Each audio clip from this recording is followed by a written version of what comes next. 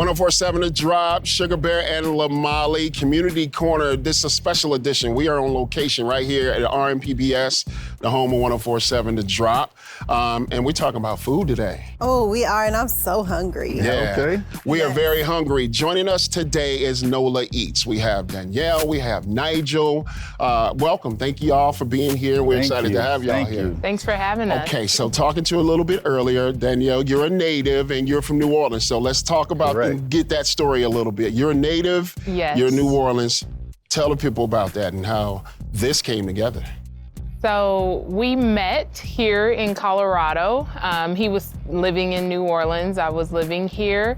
We met and he would start coming to visit when we started dating, and he started asking me, you know, where's the good food at? Where can I get some good soul food?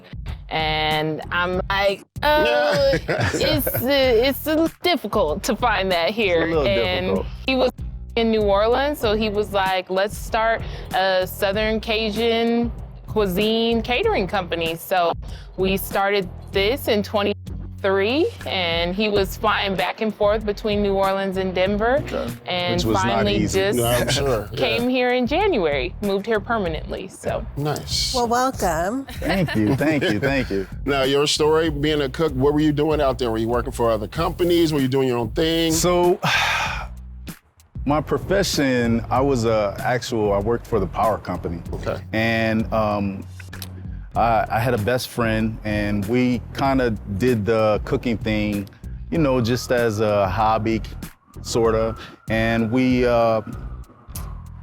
got into doing festivals in New Orleans. Okay. And from there, we just continued. You know, we were good at it, so we just picked it up and kept going with it. So. Did you grow up cooking, or? Yeah. So, typically everyone in New Orleans grows up cooking. Okay. So it was like second nature to me. My grandmother taught me, and you know, it's just been one of my things. So, yeah. How did you guys manage, like, having a business, having your work at home, you having your work, and flying back and forth? Yeah. That was difficult, to say the least. You know, when you're determined to you know, see something grow and, you know, have it blossom, you find a way. And like I said, it wasn't easy by far, but we managed to, you know, get it done every week, in and out. So, you know, I did a lot of the groundwork here during the week while he was in New Orleans working for the power company. So I would do some of the prep work, and then when he would fly in Friday night, it's like hit the ground running, getting ready for the weekend. So. Nice. So it was go, go, go all the time. All the time. All the time. Love that. Still, so this is Community Corner. Talk about what it means for you to have this authentic food in this community, and also, I mean, there's some other competition out there too. There's other people who serve this type of food. So what makes you a little stand out a little different, and how important is it that you have this as an option? Both of y'all you want to go? So it's important to me, just as a Denver native, just to diversify the Denver food scene. I want to see a variety, and there's not a lot of variety out here. So just being able to contribute to that, being able to give people a taste of home. There is a lot of people from the South out here. I didn't realize that till we started this. Some of the festivals we do, it's more Southern people than Denver people. So just being able to give them kind of a taste of home, because they came out here for various reasons. Some came after Katrina, so, you know, it wasn't under the best circumstances. Some people came for a better opportunity, so it was. But whatever brought them out here, I want them to still be able to get that taste of home while they're out here.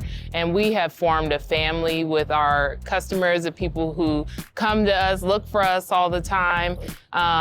So that's that's why it's so important to us, is just to be able to give back to that community. Yes. And kind of what sets us apart, I think, is, you know, having a chef that's authentic, that's from New Orleans, that grew up there his whole life and grew up cooking with his family. So I don't think that's very common out here. What would you say makes New Orleans food so special? It's gotta be the flavor.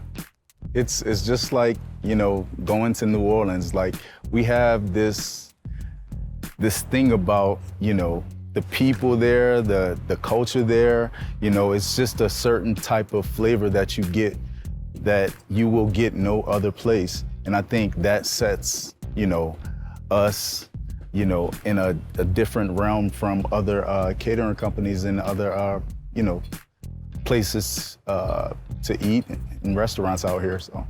And I think it's tradition as well.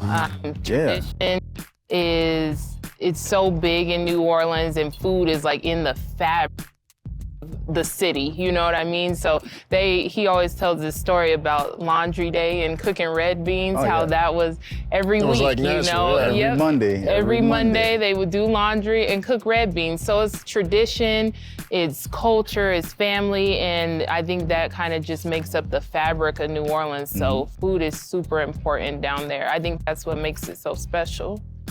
Love that. Okay, so now let's talk about the food. Yes. Okay. Because, I mean, I can see right here some of the things you offer, but talk about some of the food that you offer. What is some of this authentic food that, you know, this community can enjoy when they come up to see you guys? So one of our most popular dishes is the crawfish balls.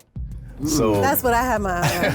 That's what you were saying? Yeah. yeah, so we do it kind of like a crab cake, but we, you know, put it in a ball form, and you know, we have this house-made remoulade that goes with it.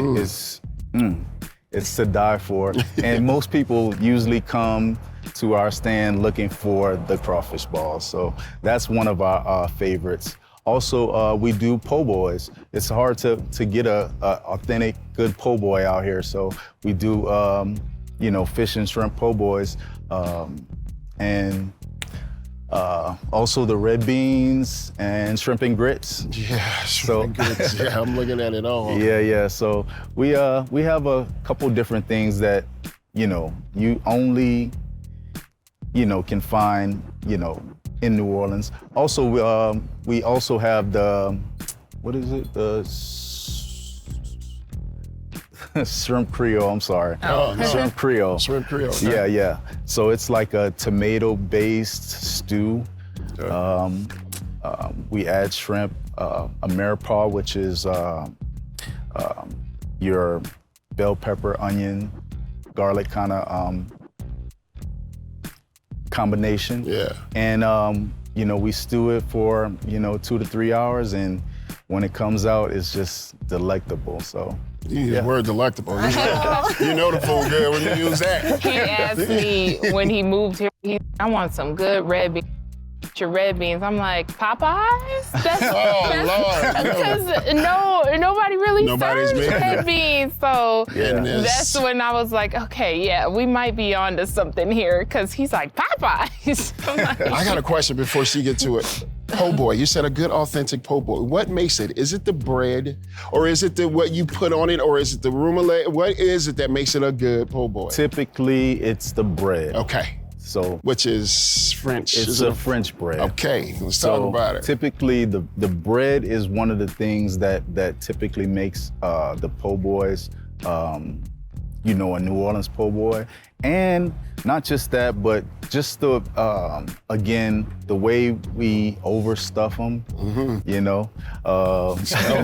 Again, the remoulade, you know, certain things that you're just not gonna get, you know, anywhere else. Yeah. So, yeah. Love that. Well, my question was kind of similar. Is like, would you say that your food is pretty straightforward in New Orleans, or are there any ways that you are sort of making it your own? So,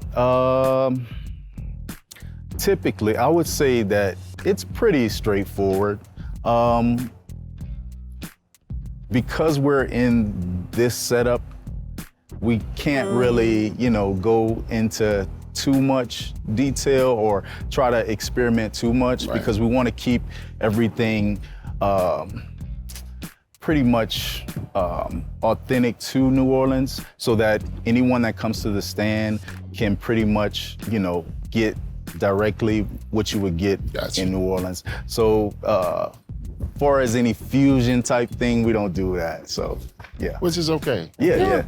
Now, let's tell the people how they can find you guys. I know I see it on Facebook, Instagram. Where can they find you? Do you have a Instagram or a website? What is it? Yes, so on Instagram, we are at NolaEatsDenver. On Facebook, it's NolaEatsDenver.